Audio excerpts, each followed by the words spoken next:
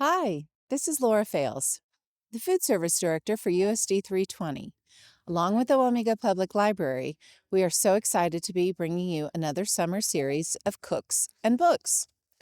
Thanks to these generous sponsors, producers, and organizations, we're going to be able to offer you 5 weeks of colorful, nutritious, delicious recipes. So hope you'll join us this summer as we color your world with healthy recipes.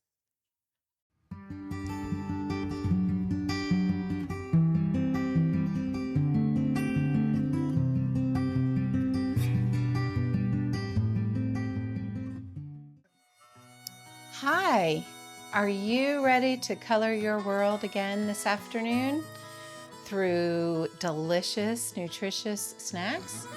Well, today we're going to be making a recipe that's called Sticks, Stones, and Bricks. We will be constructing a portable, tasty treat that can be prepared ahead of time or on the go. So let's take a look at our library books first. I started with a book about building.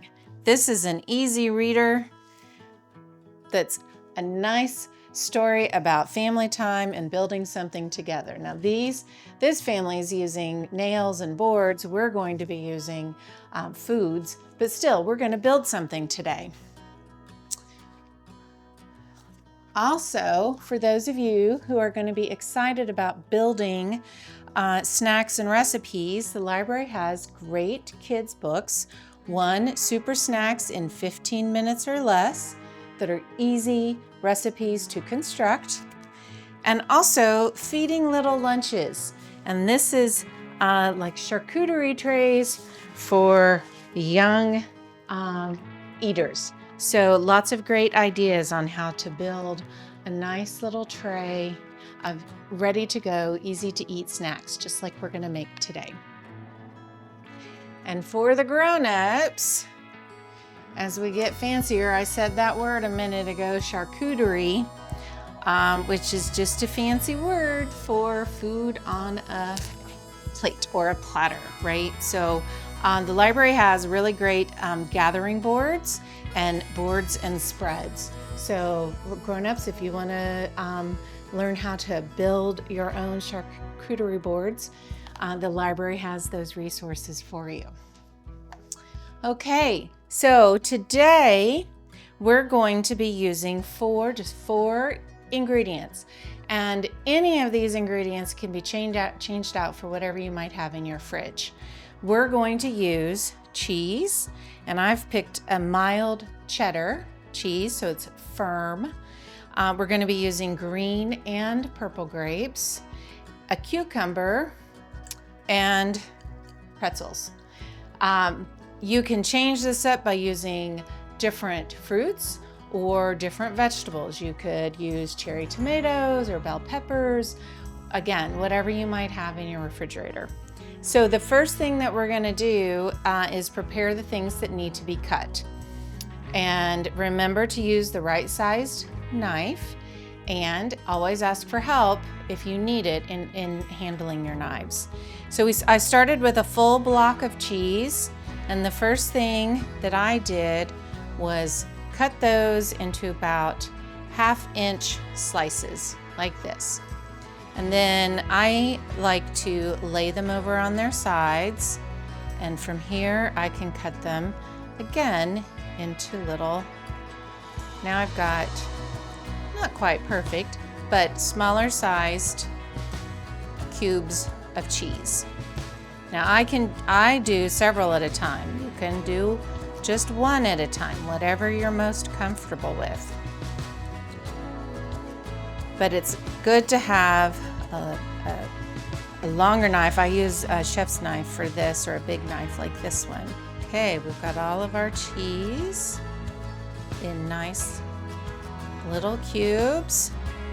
And then we're going to use an English cucumber today. Now there's two, in our area, there's two predominant types of cucumbers. There's what we call a garden cucumber and an English cucumber.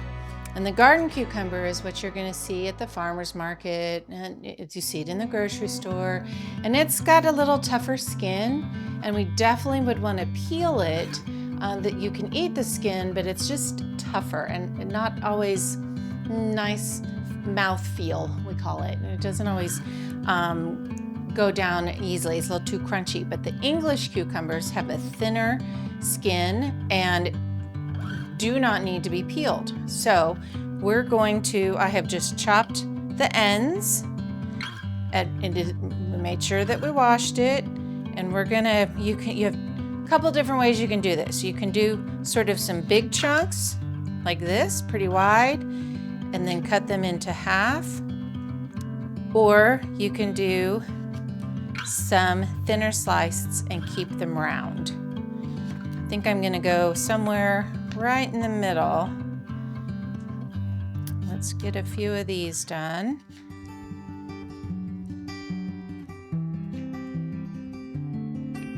Okay.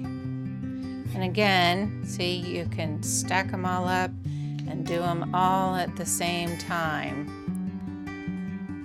Got to practice on that though, so I'm gonna, and these are pretty large. Since I'm going with the half moons, I'm gonna cut these in half too.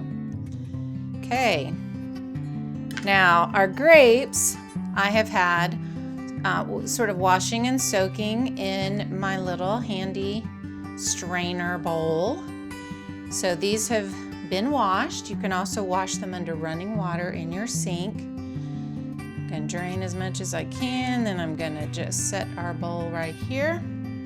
Move that to the side, and then we're going to do our construction. We're gonna make, you can start however you want. So I'm gonna do some, but I want you at home, you build this in whatever way you want. But basically, we're just gonna take that pretzel and poke it through each of our items that we're putting on the pretzel. And there we've got our little constructed stick, stones, and bricks. And these assemble very quickly. Maybe I'm gonna do the red grape. Oops, uh-oh, pretzel broke. Hazard. Just grab another one. That's gonna happen from time to time. I'm gonna do the grape and then I'm gonna do the cheese.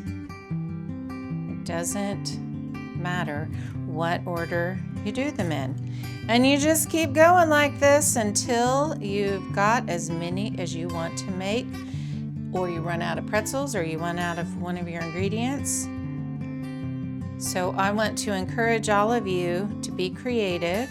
Use the things that came in your recipe bag today, but maybe take a look around your kitchen and in your fridge and see if there's anything else that you want to construct with today. Gonna make one more. I'm gonna do a green, orange, green. So super colorful, really easy to do, can be made ahead of time, and perfect for just about any occasion. So happy snacking, and we'll see you next time.